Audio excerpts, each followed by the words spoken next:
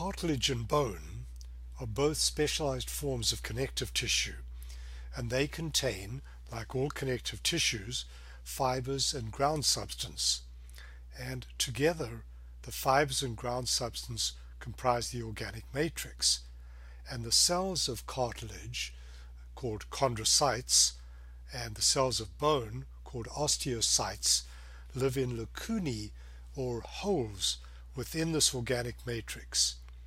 And all of this is contained within an outer fibrous membrane of connective tissue called perichondrium in the case of cartilage, or periosteum in the case of bone.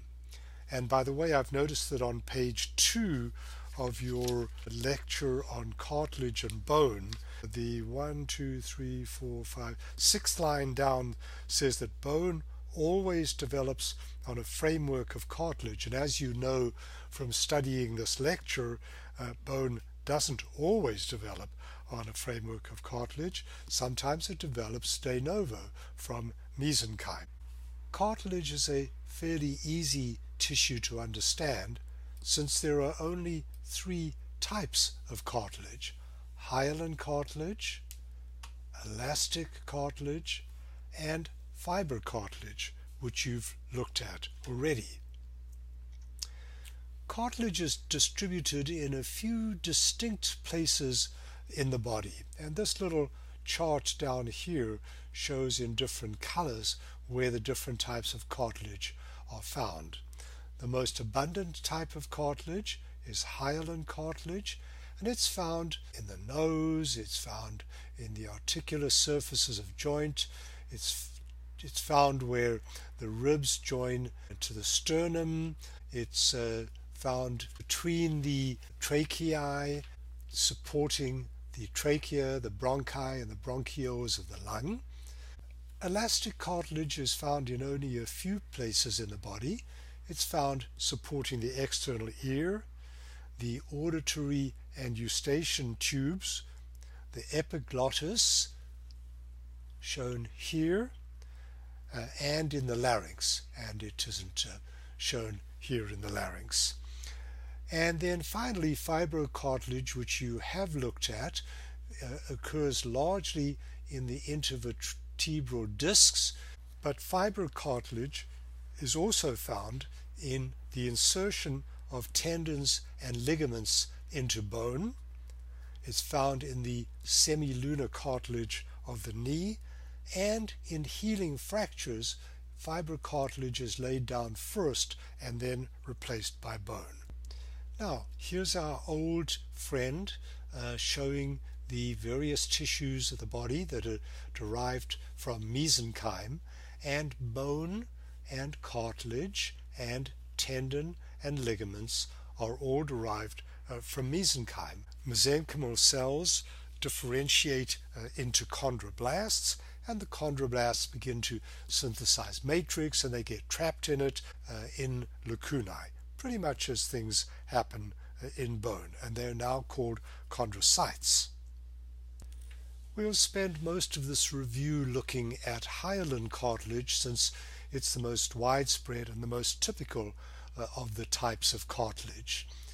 Cartilage, or at least hyaline cartilage, and elastic cartilage are enclosed in a perichondrium, and the perichondrium consists of a layer of dense, irregular connective tissue, but it's really divided into 2 layers.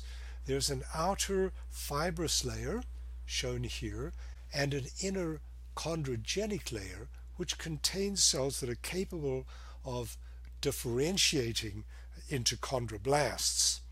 The chondroblasts synthesize matrix, get trapped inside it, become fairly quiescent, and are transformed into chondrocytes. This doesn't mean that chondrocytes, like osteocytes in bone, lose their potential to divide, and we'll look at the way that cartilage grows in a moment. The matrix that is synthesized consists of proteoglycans, which we've looked at when we studied connective tissue, and the collagen fibers that are secreted are type 2 collagen, and there are various amounts of elastic fibers in cartilage as well, but particularly in elastic cartilage.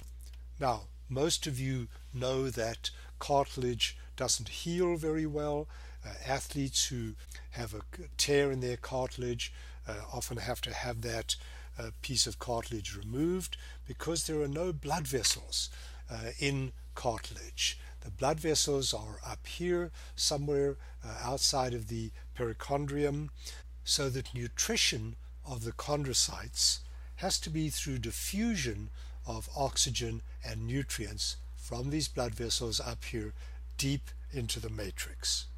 Cartilage can grow in two ways. The first way is by appositional growth, in which cells in the chondrogenic layer differentiate to form chondroblasts. These chondroblasts start to secrete matrix around themselves and differentiate into chondrocytes. Unlike bone, cartilage can also grow by a process called interstitial growth, in which chondrocytes within the cartilage actually divide and form these little nests of cells, so that this will increase the mass of the cartilage. So chondrocytes, unlike osteocytes in bone, still retain the potential to revert to a blast form and divide. Looking at this slide of hyaline cartilage, it's easy to see that there are two different types of matrix. The matrix immediately surrounding the chondrocytes, which is darker staining, more basophilic, and this is called the territorial matrix, and the matrix between the chondrocytes, which is called the interterritorial matrix. The function of hyaline cartilage is to provide flexible support. It's got great tensile strength due to the collagen. That means it can stretch, and it's highly resistant to pressure due to the ground substance. As you have found out in studying bone, hyaline cartilage provides a framework for the developing embryo.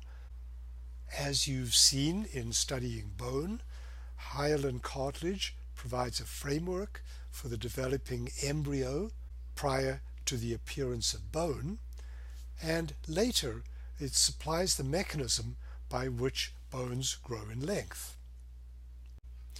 Articular cartilage, shown here, is merely hyaline cartilage that covers the articular surface of bones. However, as you can see here, no perichondrium is present, since this would provide a fibrous articulating layer rather than the smooth surface that's required for these two joint surfaces to move over one another. And because no perichondrium is present, growth must be purely interstitial. You should also be able to recognize elastic cartilage. We saw a picture of it earlier in this presentation.